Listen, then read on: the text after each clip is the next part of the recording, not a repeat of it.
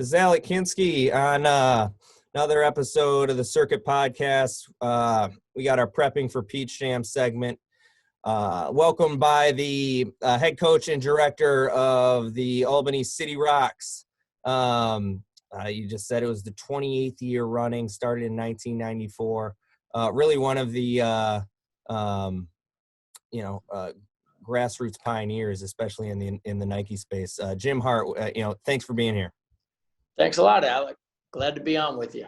Yeah, I hope that was a proper intro, and I know that we could get into the weeds pretty quickly about what you've the experience you've gained through the years in the grassroots landscape with the City Rocks. But that's kind of where I wanted to start off the the podcast here. Is this year is obviously different than every other year, right? So yeah. of the 28 years you've been doing this, where does this rank up as, I guess, unique seasons that you guys have had to prepare for? Well, last year and this year are 1 and 2. Last year there was no season.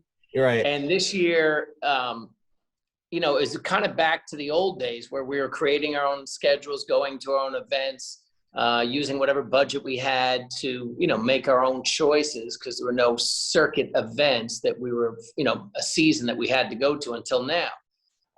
And the most unique thing about it is, kids in the class of 2021, a lot of ours, especially if they didn't play in a prep school or a high school event this weekend, have never played live in front of college coaches. Right. Because we're not New York City or, Philly or Baltimore, where just there's plethora of coaches coming through regular high school games. So we have some guys that literally have not been seen live that are, all have some low D1 offers in their area, but a lot of them might be high majors that people just don't know about.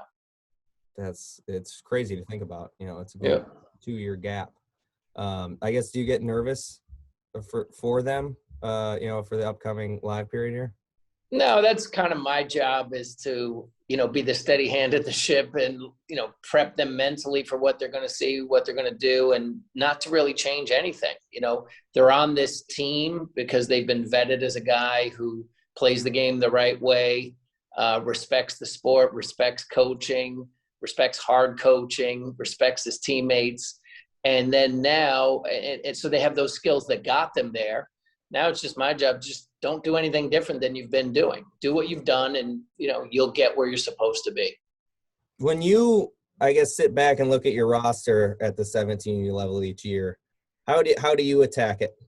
I mean, you've had a different, you've had star, you've had 5 or 6 mid-major guys kind of combined to make a Peach Jam run. How do you sit back and look at, your roster?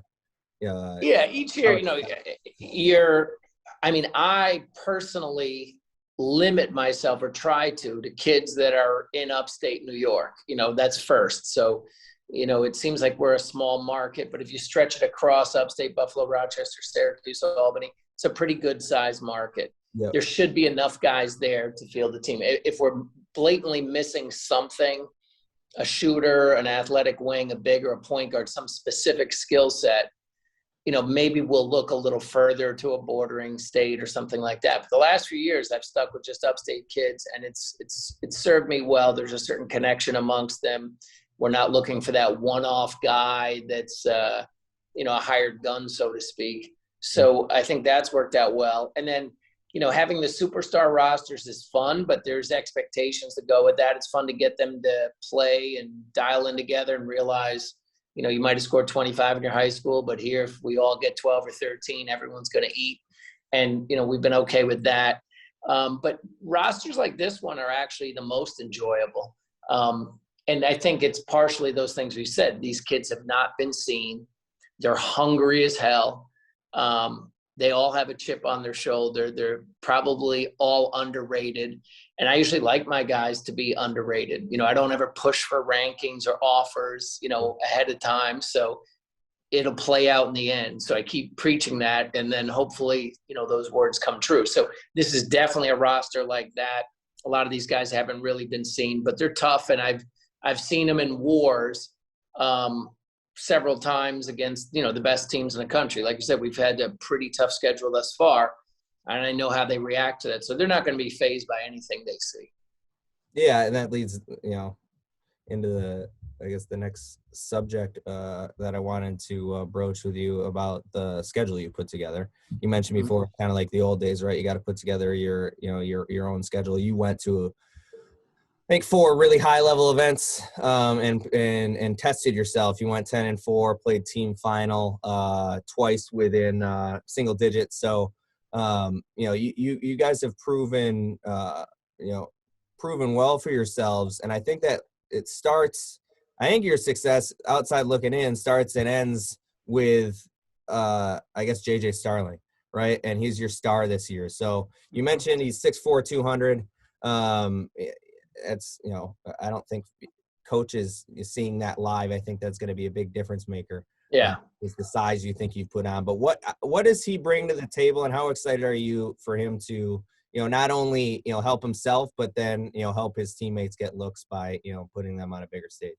Yeah, I mean, for him, I think this is a spring or summer where he's kind of put together all the skills that people have seen he's had over the years. He can shoot the ball, he can handle, he can play the 1, he can play the 2, he can defend, keep people in front of him, very well. He can guard the other team's best defender. He's athletic. He's a good decision maker. He doesn't force shots. So you look at all that and you're like, wow. So you knew when it all comes together. I mean, he just has the look of a guy who's going to succeed at higher levels, and all the skills he has translate.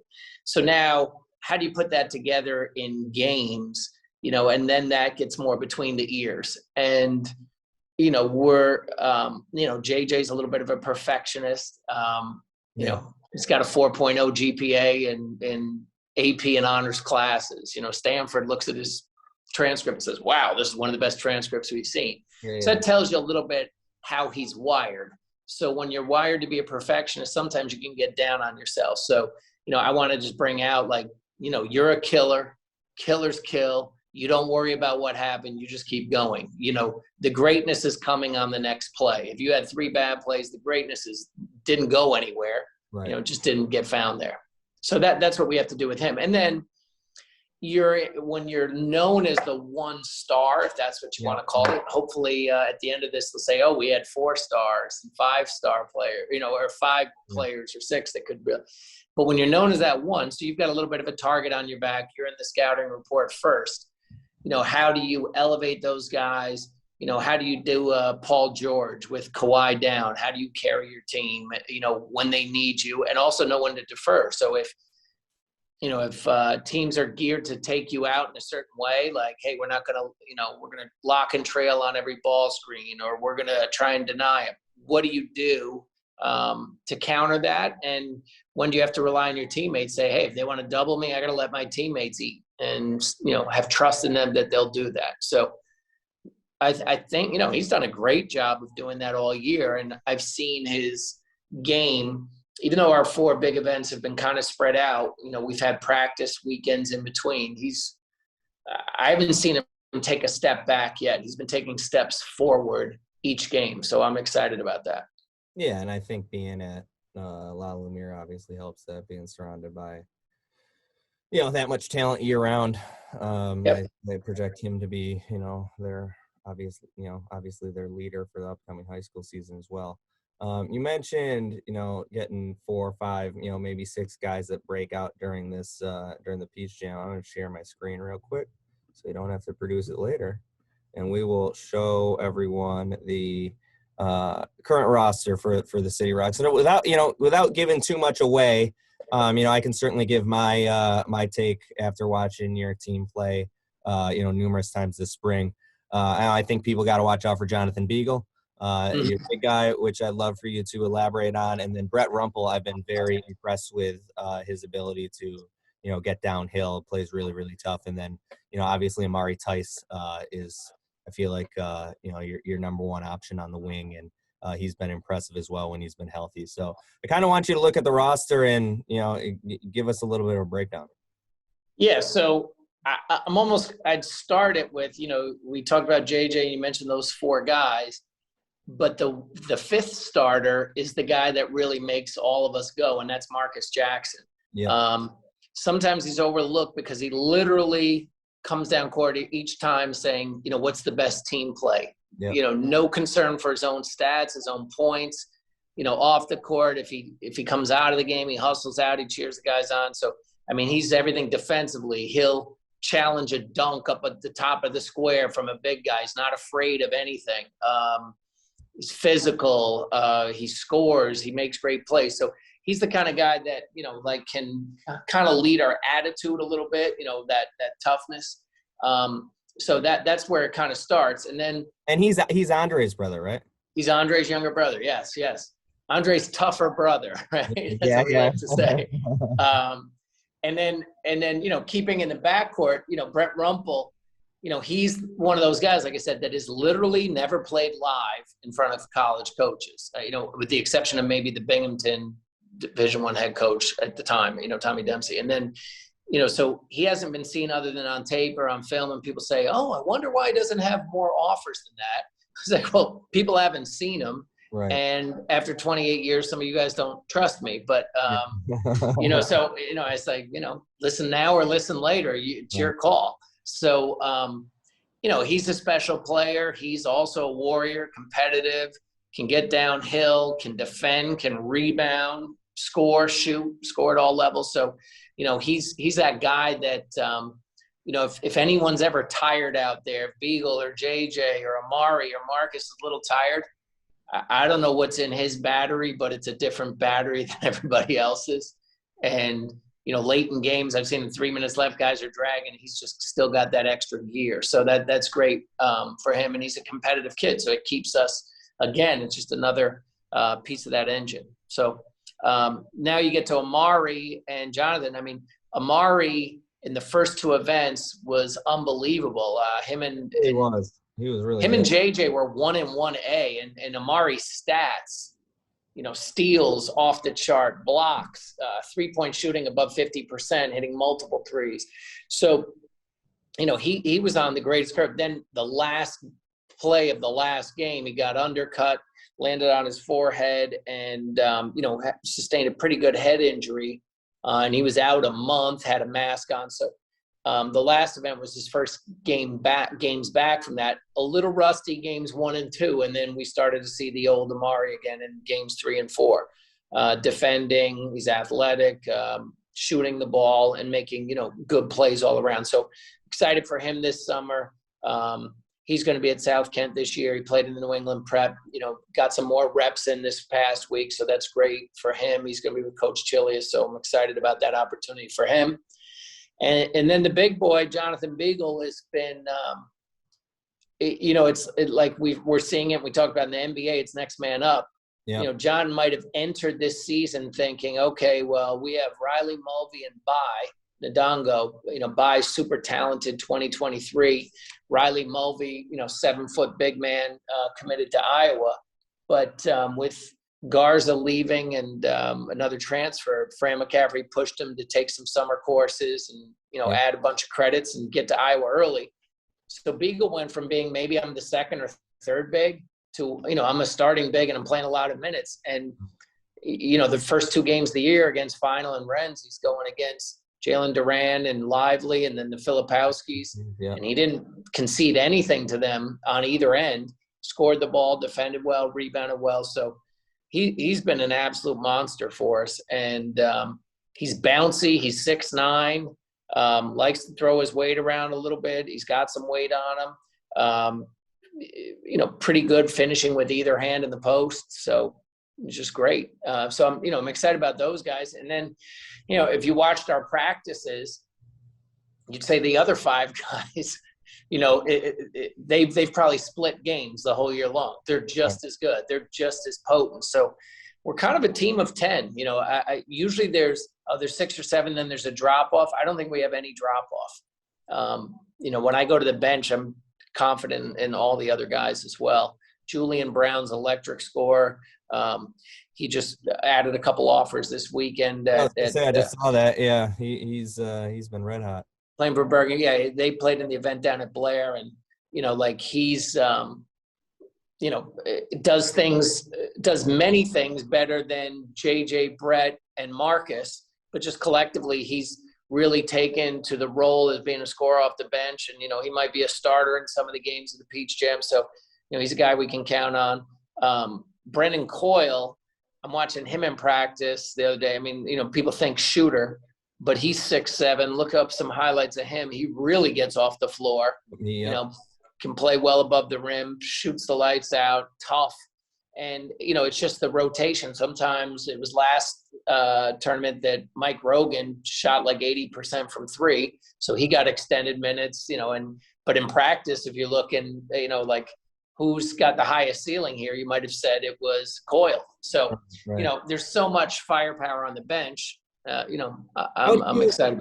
How do you manage that in a Peach Jam, which no spoilers here. I guess one is that you're in the 16 pool. Right. So yeah, it looks like spoilers with who you're playing against, but you do have 3 top 25 teams in your pool. Going to be really difficult. Either way, you're playing a lot of games over, a short period of time. Do you ride the hot hand and, internally keep a clock on, hey, this guy played a lot of minutes last time, so I should turn it over to this guy when we move to the bench, this game? I mean, I kind of, I go by feel when it comes to that. The NBA drives me bananas sometimes if you're in a, game 5 of a series. Playoffs. Yeah. And, 8 minutes into the first quarter, Steph, Clay, and Draymond go to the bench, and then maybe you lose, or we've seen it several times with, Giannis, Trae Young, like it's hard to maintain some of those leads. And you think these guys have more in the tank, but then you look at the injuries in the NBA and you say, it could be workload. So I'd like to think 16 and 17 and 18-year-olds can handle the workload. I know they can. The NCAA years ago changed it to you can't play more than 2 games in a day. That's been good. I think the Peach Jam, it's going to be some 2s and some 1s, a day off here or there. I think these kids can handle the workload. I think they'll be on adrenaline. I'm not really worried about somebody getting too many minutes. When you get to Peach Jam, even the regular season, you're trying to qualify for the Peach. So game 1 is must win. Yeah. So, this is like an NCAA tournament where, opening round. I don't care who you're playing. It's an NCAA tournament that leads into another NCAA tournament. You don't get a second, third, and fourth week into a tone for. Because it's you got to qualify. So, I mean, that's a good question. But, and then if somebody is in and playing well, I'm not – and they're really getting it done. I'm not really worried about the feelings of the 3 or 4 guys watching this guy go off who was, a bench player. If the starter's sad a little bit and some guy's getting it done, he's staying in, Right. What would you say is the biggest, 1994, I was, 6. So, you've been at this a while. Yeah. What's the biggest difference between when you started and now in grassroots basketball? If you could pinpoint one thing. Oh, God. Coaching, professionalism, especially when you look at the EYBL, and some of the things that were talked about on AAU are still talked about that are erroneous now, like, oh, it's just a coach rolling out the balls, grabbing some talent, they just go somewhere they don't. Even in Nike, it was probably 50% that back then. Right. And I used to think like, okay, I can beat these guys because they do that. I don't care what their talent is, we're going to win. Right. And then, it started to change, 10 or 15 years ago. And now, if you look at these circuit teams, I mean, they have a video guy. They have three coaches on their bench that hopefully, are guys who coach at high school. So you can't say they're AAU coaches. Right. We've got high school state champion coaches up and down our bench. Guys have won state championships in high school. So, they're almost one and the same. The scouting, synergy, practices, the way your practices work, it's this is like college level basketball. We've talked about opponents for some time, like offensive schemes, defensive schemes, sets, the things we're doing. So the biggest change is the product you're seeing on the floor. If somebody walks out and watches an EYBL game or a couple of them, they'll be blown away by the warm-ups, the talent, the coaching. I try to tell that to everyone that hasn't, like friends and family and, anyone I talk to about, I'm like, my favorite, I've been to a lot of athletic events. My favorite one's the Peach Jam. Like, yeah. Like, well, if you're a basketball fan and you're there, it's just, it's different. It's different. Yeah. Well, even like with one of these kids who, college starting, I said, playing here is going to be like playing 10 conference games right now before the kid gets to college. I mean, these are great reps or experience. Kids, like guys who are in the pros now, remember their Peach Jam games. If I'm talking to Isaiah Stewart or Tobias Harris or Kevin Herter, they remember. They all know plays, specific moments in every Peach Jam game. We should have won this game if this guy didn't do this. So they're thinking of those the same way they think of a college or a pro game now. Yeah, it's really cool to see that transition, see guys, kind of give back to programs as well. I guess, last question for you. It's what, I guess 14 days away. How excited are you to get back to North Augusta and compete? Yeah, this is when it's 2 weeks away, it's almost like I've got more of the agita of what I'm not doing to get ready. Yeah. Is the team ready? Is this guy going to show up? Is that, like I've got, one roster thing. Told you I got a football player. I got to see if he's going to play.